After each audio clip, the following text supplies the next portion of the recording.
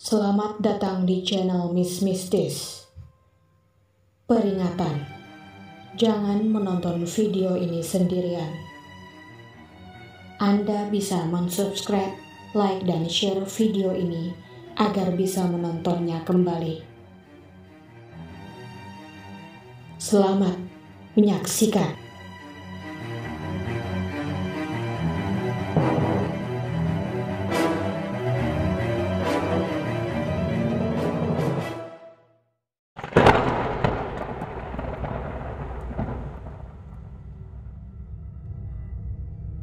Wijo baru sampai di pagar saat Gino, anak dari Pak Giman, satpam di rumahnya, mengatakan bahwa Karina sudah pulang. Wijo turun dengan keadaan mesin mobil masih menyala. Gino mengatakan bahwa Karina pulang diantar taksi. Merasa tidak percaya, Wijo pun berlari masuk ke dalam rumah dan meneriakkan nama Karina. Dia mendapati Karina berdiri di atas tangga. Dia tersenyum, nampak pucat, kurus, dan ganjil. Tubuhnya bahkan sedingin es. Seminggu kemudian, Wijo mulai merasakan ada sesuatu yang aneh dengan Karina. Dia menjadi lebih dingin dan perenung. Dia sering termenung di ruangannya. Ruangan santai tempat dia dulu suka merajut dan rileks menikmati musik. Suatu ketika, Wina menanyakan keberadaan Karina, dan Wijo memberitahukan bahwa Karina berada di ruang senam. Namun ketika Wina mendatangi Karina, tiba-tiba Wijo mendengar suara teriakan Wina. Saat Wijo ingin mengejar Wina, pintu ruang tengah itu sudah terbuka. Karina sedang menggendong Wina yang terlihat pucat. Wina mengunci rapat mulutnya ketika Wijo menanyakan ada hal apa yang terjadi. Namun pada malam harinya, Wijo mendatangi Wina di kamar dan berusaha memancingnya untuk menceritakan kejadian siang itu kepadanya. "Ibu buat Wina takut," kata Wina. Wina menceritakan saat mencari Karina, dia terdorong untuk mengintip ibunya dari lubang kunci. Dia merasa heran karena melihat ibunya berbicara kepada dinding, seperti ada makhluk tak kasat mata yang sedang mendengarnya. Wina ingin memberitahu Wijo, tapi dia takut hanya salah dengar. Jadi, dia kemudian mencoba untuk mengintip lagi melalui lubang kunci. Dan saat itulah Wina menjerit. "Apa yang Wina lihat?" tanya Wijo, penasaran. "Ibu mengintip balik." Malam besoknya, Wijo berlari ke kamar tidur anak-anak karena mendengar Riwa menangis. Saat Wijo masuk, dia melihat Wina menunjuk ke arah Karina yang menggendong Riwa. "Ibu tidak mau memberi Riwa minum," kata Wina. Di kamar, Wijo menanyakan perubahan Karina selama ini. "Kau berubah akhir-akhir ini. Sejak jatuh sakit itu kau seperti..." "Bukan istrimu." Tidak, bukan itu yang kukatakan. "Menurutku, kaulah yang seperti bukan seorang yang kukenal. Apa yang Mas Wijo lakukan selama aku sakit? Jalan bersama Lilis. Mas Wijo bahkan tak menjagaku di rumah sakit. Aku bahkan harus pulang sendiri dari rumah sakit." Karina, itu karena aku dan Lilis sedang berusaha mengusahakan penyembuhanmu. "Penyembuhanku ada di rumah sakit, tapi kalian tidak berada di sana. Ada suster yang mengatakan bahwa dia bahkan tidak pernah melihat siapa yang mengantarkanku ke rumah sakit." Wijo yang terlihat kesal akhirnya mengeluarkan mobil dari garasi. Dia mengajak Gino ke Jatinegara, menemui Eyang Ijajil kembali untuk menyembuhkan Karina yang menurut Wijo terdapat keganjilan dalam dirinya. Saat bertemu Eyang Ijajil, ia menceritakan maksud kedatangannya itu. "Kau tak tahu, ada yang mengikutimu." "Maksud Eyang?" "Ada kegelapan di rumahmu. Saat ini, aku bisa melihat bayang-bayangnya di belakangmu." "Ya, saya pernah melihat wanita itu." "Artinya kau sudah tahu. Kalian dihantui. Karina dihantui." Lalu Eyang Ijajil meminta Wijo untuk melakukan sebuah ritual pengusiran setan di rumahnya, tepatnya di malam Jumat Kliwon. Sepanjang perjalanan pulang, Wijo terus memikirkan perkataan Eyang Ijajil. Gino yang penasaran dengan apa yang dikatakan Eyang Ijajil menanyakannya dengan Wijo. Wijo pun menceritakan bahwa di rumahnya ada hantu. Lalu dia bertanya pada Gino, apakah pernah melihat hantu di rumahnya? Lalu Gino menceritakan bahwa ayahnya, Pak Giman, saat berpatroli keliling rumah, ia pernah mendengar suara air mengalir di kamar mandi. Pak Giman pun akhirnya mengetuk pintu depan, dan saat pintu itu terbuka, ia mendapati Karina di balik pintu. Pak Giman mengatakan bahwa mungkin ada keran yang belum ditutup. Karina hanya tersenyum dan menjawab bahwa nanti dia yang akan memeriksanya. Namun pada malam harinya saat mobil Wijo masuk, dia terkejut melihat Karina keluar dari mobil bersama dengan Wina dan Riwa. Jadi siapa yang siang itu membukakan pintu untuk Pak Giman? Pernah juga pada suatu ketika Pak Giman menonton televisi di pos penjagaan. Saat jam 11 malam dia mematikan televisi. Saat itulah Pak Giman melihat ada bayangan seorang wanita dari kaca jendela pos menuju ke jalan. Pak Giman melihat wanita itu berdiri di jalan dan sedang memandangi sesuatu di depan. Mungkin sedang memandangi rumah. Untuk mengusir perasaan takutnya, Pak Giman bangkit dari kursi panjang dan bermaksud keluar ke arah jalan. Tapi saat membuka pintu pos, dia menyadari ada sesuatu yang salah dengan pemandangan itu. Itu bukan dari jalan. Itu adalah refleksi dari jendela rumah di belakangnya. Setelah sampai di rumah, Wijo meminta bantuan Gino untuk memercikkan air di dalam kendi yang sudah diberikan Eyang Ijajil ke seluruh ruangan untuk ritual pengusiran setan. Saat Wijo membuka ikatan kain kendi itu satu persatu, ia mencium bau kembang dan kapur barus seperti di ruangan Eyang Ijajil. Wijo meletakkan kendi itu dengan perut mual dan kemudian muntah. Namun, ia tidak menyadari bahwa ternyata Karina sudah berdiri di belakangnya. Karina menanyakan kenapa Wijo muntah. Namun, Wijo mengatakan hanya sedang tidak enak badan. Saat Karina menanyakan kemana Wijo pergi tadi, ternyata Karina sudah mengangkat sesuatu di tangannya. Dan itu adalah sebuah kendi yang berisi air dari Eyang Ijajil. Wijo berdalih bahwa itu adalah sebuah obat yang diberikan oleh Pak Giman. Saat malam Jumat Kliwon itu tiba, Wijo menyuruh Bi Marni menemani Wina dan Riwa di kamarnya. Wijo berpesan agar Bi Marni tidak membukakan pintu, kecuali Wijo yang menyuruh. Saat waktu itu sudah tiba, Wijo dan Gino bergerak cepat membuka satu persatu pintu di rumahnya. Dan saat semuanya sudah selesai, Wijo meminta Gino untuk menunggu sementara dia mengambil kendi yang diberikan Eyang Ijajil. Wijo mulai menaiki anak tangga satu persatu. Di undakan atas, dia melihat Karina yang terlihat bosan. Karina pun menanyakan kenapa semua pintu terbuka. Wijo hanya menjawab bahwa di rumahnya ada tikus. Dia dan Gino berusaha untuk mengusir tikus itu. Wijo kembali menyuruh Karina untuk tidur. Kemudian Wijo berjalan lagi dan melihat Karina tidak mengikutinya. Di ujung lorong ada sebuah lemari tempel di dekat kaca. Di sanalah Wijo menyimpan kendi itu. Wijo sempat menutup tirai jendela dan saat berbalik kembali ke lemari, Karina sudah berdiri di sana. Cahaya dari kilatan petir di luar menerobos jendela dan menerangi wajahnya yang pucat. Apa yang kau lakukan, Wijo? Aku ingin mengambil obatku. Oh, Karina tersenyum. Air itu. Wijo langsung bergerak dan membuka lemari. Ia merasa lega saat melihat kendi itu masih di tempatnya. Karina lalu melangkah pergi dan menoleh ke arah Wijo. Air itu, aku meminumnya sedikit. Dan setelah kejadian malam itu, usaha Wijo akhirnya tidak berhasil. dan dia tidak punya pilihan lain selain kembali kepada Eyang Ijajil. Namun kembalinya Wijo kepada Eyang Ijajil membuatnya harus kehilangan segalanya.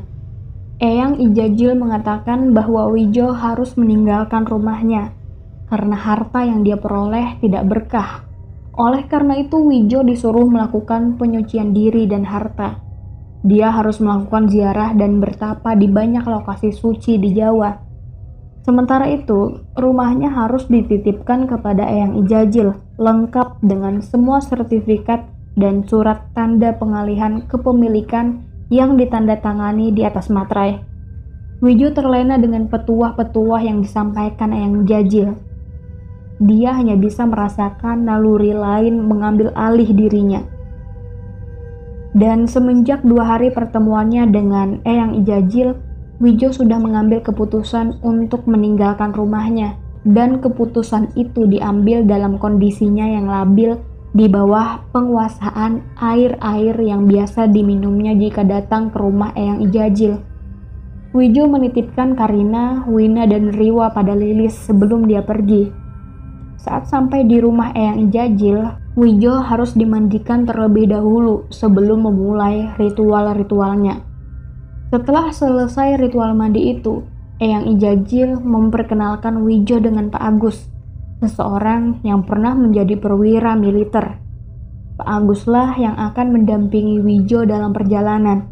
Selama perjalanan, mereka saling berbagi cerita, sama seperti Wijo. Pak Agus juga meninggalkan semua yang dimilikinya. Aku juga, kata Wijo secara spontan. Kau juga mengalaminya? Mungkin kau pernah disuguhi air. Air? Ya, kalau di tempat Eyang semuanya disuguhi air. Air apa? Air mandi mayat. Air itu biasa dipakai untuk menguasai orang, kata Pak Agus.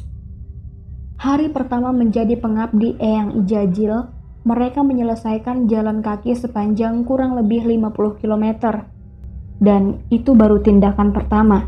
Selanjutnya, mereka harus menggelandang dan bertapa di tempat angker. Selama kurang lebih sebulan perjalanan mereka, Wijo akhirnya teringat dengan anak dan istrinya. Dia sepertinya sudah tidak tahan lagi. Namun, Pak Agus terus memberi nasihat agar Wijo tetap melanjutkan perjalanannya. Jika tidak, maka dia akan diganggu seumur hidup dan rezekinya akan ditutup oleh Eyang Ijajil. Pak Agus menceritakan bahwa pernah ada orang yang berusaha lari dari perintah Eyang Ijajil, dan dia akhirnya mati awal bulan tadi. Nasihat Pak Agus tidak membuat Wijo semakin membaik. Suatu malam, di sebuah kos milik keponakan Pak Agus yang berada dekat kampus UGM, Wijo mencoba untuk mencari angin malam. Wijo berhenti di sebuah taman yang asri, tepat di bundaran yang sepi. Seseorang sedang duduk di sebuah pagar besi rendah. Wijo mencoba mendekati orang itu lalu meminta rokok. Saat Wijo menghisap rokoknya dalam-dalam, tiba-tiba dia sedikit terbatuk. Orang itu hanya tertawa dan mengatakan bahwa rokok itu ada campuran kemenyan dan cengkeh. Mereka pun saling mengobrol. Orang itu mengatakan sesuatu seolah-olah bisa membaca pikiran Wijo. Lalu di tengah-tengah obrolan mereka, orang itu menunjuk ke arah di mana seseorang telah datang menjemput Wijo. Itu adalah Kardi, keponakannya Pak Agus. Pak Lek tadi membangunkan menyuruh mencari Om Wijo. Om Wijo hilang katanya. Maaf, aku tadi tidak bisa tidur, jadi sedikit berjalan-jalan mencari angin. Aku tadi bersama seorang teman. Teman? Kardi langsung membawa Wijo sedikit menjauh dari bundaran itu. Lokasi itu angker, Om. Om tidak mencium aroma tadi. Ya, bau kemenyan. Itu rokok yang kuhisap tadi. Tidak ada rokok kemenyan di sini, Om. Tidak ada orang yang menghisap itu. Aku tadi diberi orang yang duduk bersamaku di sana. Kamu pasti melihatnya. Om Wijo, saya cuma melihat Om sendirian di sana. Kardi menceritakan bahwa itu adalah bundaran Fakultas Teknik UGM yang terkenal keangkerannya. Jika ada orang yang menyanyikan gugur bunga di sana, dia akan mendengar suara-suara lain ikut bernyanyi bersamanya. Wijo tidak sekolah dan dia tidak tahu bagaimana lagu gugur bunga itu. Lalu dia meminta Kardi untuk menyanyikannya. Saat mendengar nada yang menyayat hati itu, Wijo merasakan kengerian yang hebat pada tubuhnya. Itu lagu yang dinyanyikan pemuda tadi. Pagi harinya, Wijo berinisiatif untuk mencari telepon umum. Namun, lagi-lagi Pak Agus menasehatinya agar tidak berhubungan dengan keluarga selama melakukan perjalanan itu. Mereka sempat berdebat dan akhirnya Wijo dengan nekat pergi ke telepon umum untuk menghubungi orang di rumahnya.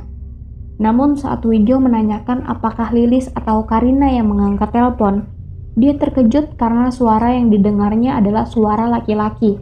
Dan orang itu mengatakan bahwa Wijo sepertinya salah sambung. Namun, Wijo ingat betul bahwa ia tidak mungkin salah nomor. Ia pun meminta bantuan kasir wartel itu untuk menghubungi nomor rumahnya kembali. Wijo menyuruhnya menyamar sebagai Lilis. Usai menelpon, wanita itu berkata kepada Wijo bahwa Karina sedang keluar bersama Eyang. Tanpa sepengetahuan Pak Agus, Wijo mendapat ide untuk menghubungi Pak Giman lewat telegram rumah untuk menanyakan ada hal apa yang sebenarnya terjadi di rumahnya. Wijo memberi pesan bahwa Pak Giman harus menelponnya pada malam 1 Suro. Sementara menunggu, Wijo menghabiskan waktunya mengikuti ritual Topo Bisu di Keraton Jogja. Saat waktu itu tiba, Wijo langsung menuju wartel menunggu telepon dari Pak Giman dan akhirnya saat Pak Giman menelpon, beliau menceritakan semuanya yang terjadi setelah Wijo meninggalkan rumah. Di minggu pertama sejak Wijo pergi dari rumah, ada orang-orang yang mengaku dari seorang dukun merampas rumah dengan membawa kuasa hukum. Seminggu kemudian, Gino menemukan Wina dan Riwa sedang mengemis di pasar. Untungnya, Wina dan Riwa berhasil ditebus dan kini tinggal di rumah Pak Giman. Dan Karina, dia sepertinya sudah menikah dengan Eyang Ijajil. Wijo marah besar saat mengetahui fakta tersebut dan ia ingin kembali ke Jakarta untuk melaporkan Eyang Ijajil kepada kepolisian. Namun Pak Agus kembali menasehatinya bahwa kemarahannya saat ini akan mencelakakan dirinya nanti.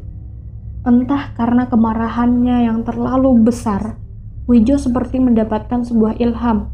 Dia berkata akan melawan Eyang Ijajil di dunianya sendiri, yaitu dunia gaib. Wijo pun akhirnya memutuskan untuk mencari seorang guru yang sepadan dengan Eyang Ijajil. Dengan bantuan Pak Agus, Wijo akhirnya mendapatkan nama seorang dukun sakti yang dianggap misterius di daerah Timur Jawa. Namanya Kiai Santosa. Menurut Pak Agus, Kiai Santosa ini adalah orang satu-satunya yang pernah melawan Eyang Ijajil dan belum mati. Besok harinya mereka pun melakukan perjalanan ke Jawa Timur dan mereka berhasil menemukan alamat Kiai Santosa. Di depan rumahnya ada seorang wanita tua sedang menyapu di halaman. Wijo pun bertanya kepada wanita tua itu apakah benar yang mereka datangi adalah rumah Ki Santosa. Wanita tua itu menjawab bahwa yang mereka datangi memang benar rumah Ki Santosa. Saat Wijo menanyakan lagi di manakah Kiai Santosa, wanita itu menundukkan wajahnya dan berkata kalau sekarang Wijo sedang berdiri di atas batu nisan Kiai Santosa. Jadi dia sudah meninggal? Santosa? Ya, 6 bulan lalu. Sakit kuning, demam, tak sadarkan diri. Wijo merasa bahwa yang dialami Kiai Santosa sebelum meninggal sama seperti yang dialami Karina pada waktu itu. Wanita itu menceritakan bahwa memang Kiai Santosa punya musuh. Ia memberikan Wijo sebuah mujarabat yang sudah ditulis Kiai Santosa sejak lama. Di dalam mujarabat itu ada sebuah foto yang Wijo dan Pak Agus kenali. Itu adalah foto Eyang Ijajil. Ini Ijajil, Mbah, kata Wijo. Santosa, Sebelum dia sakit keras, dia bilang kepadaku bahwa lelaki itu adalah lelaki yang malang. Dia jahat, Mbak. Dia membunuh banyak orang dengan santetnya. Tapi namanya bukan itu. Santosa mengatakan lelaki itu namanya Soleh. Dia adalah adik seperguruan Santosa. Guru mereka dahulu adalah orang pintar di Malang. Wanita tua itu meminta Wijo untuk membawa mujorabat milik Kiai Santosa. Katanya, sebelum Kiai Santosa meninggal, dia pernah menulis ritual untuk mengalahkan iblis yang berwujud manusia adalah memendamnya, dipendem, atau fotonya dikubur. Setelah pertemuan itu, Wijo dan Pak Agus berpisah di Surabaya. Pak Agus akan kembali ke desanya dan Wijo mencoba untuk melanjutkan dendamnya pada Eyang Jajil. Wijo menyewa sebuah hotel di Surabaya. Dia mencoba menghubungi orang di kantornya yang masih bisa dipercaya. Yang dihabiskan Wijo setiap malam hanyalah duduk dan termenung. Kadang dia harus mendengar suara seorang wanita masuk di kamar sebelahnya yang selalu menyalakan senandung tembang Jawa di malam hari. Karena tidak bisa tidur, Wijo pun turun ke lobi hotel dan mencari angin. Seorang resepsionis yang melihat Wijo bertanya, apakah Wijo tidak bisa tidur? Wijo menjawab bahwa dia tidak sempat tidur karena tamu di kamar sebelahnya sedikit ribut. Namun yang dikatakan resepsionis itu selanjutnya adalah, "Maaf, tapi tak ada tamu di sana. Anda sendirian di lantai itu, Pak." Pagi harinya saat Wijo mandi, dia melihat ada gumpalan rambut di saluran pembuangan kamar mandi. Wijo pikir itu adalah rambutnya karena ia merasa stres akhir-akhir ini. Saat Wijo mencoba untuk mengambil gumpalan rambut itu, ternyata rambut tersebut bukanlah rambut Wijo, melainkan rambut seorang wanita. Wijo dengan cepat memakai handuk dan menyapu kaca yang berembun. Pada saat sapuan pertama, dia melihat ada wajah pucat berdiri di belakangnya. Wanita tua itu rambutnya panjang dengan gaun pengantin seperti sedang bernafas tepat di belakang Wijo. Saat Wijo mengusap kaca itu selebar-lebarnya, bayangan wanita itu tiba-tiba menghilang. Apakah ini teror dari Eyang Jajil? Setelah itu, Wijo turun ke bawah untuk sarapan. Seorang resepsionis menyambutnya dengan ramah. Wijo menoleh ke restoran hotel dan hanya melihat beberapa orang di dalamnya. Resepsionis itu menjelaskan bahwa hotel tersebut masih dalam tahap renovasi. Mungkin karena itu, banyak yang mengira hotel itu sedang ditutup. Wijo teringat dengan temuan rambut seorang wanita di saluran air kamar mandinya. Ia pun menanyakan kepada resepsionis itu, apakah sebelumnya ada tamu selain Wijo yang menginap baru-baru ini. Resepsionis itu mengetikkan sesuatu di komputernya dengan serius. "Ini Pak, memang ada tamu menginap di sana sebelumnya." Wanita, tebak Wijo. Kalau dari data ini, seorang pria. Anda ingin tahu namanya? tidak, itu sudah cukup. Saya melihat ada gumpalan rambut di kamar mandi. Kami punya layanan kamar yang sedikit berlebih, mengingat kondisi hunian hotel yang sekarang. Semua kamar selalu dibersihkan meski Anda tidak memintanya. Benar-benar bersih, kata resepsionis itu. Wijo langsung meminta maaf dan mengucapkan terima kasih. Tapi resepsionis itu menahannya. "Pak, kalau menurut Anda ini juga penting, tapi bukan baru-baru tadi. Tamu yang sebelumnya menginap di kamar Anda sudah sekitar 3 bulan lalu sebelum renovasi. Artinya, tak ada seorang pun di sana sebelum Anda dalam 3 bulan ini. Tak mungkin ada yang mandi di sana sebelum Anda." Mistis akan kembali lagi di cerita selanjutnya. Jangan lupa untuk tinggalkan jejak dengan mensubscribe, like, dan share video ini. Terima kasih.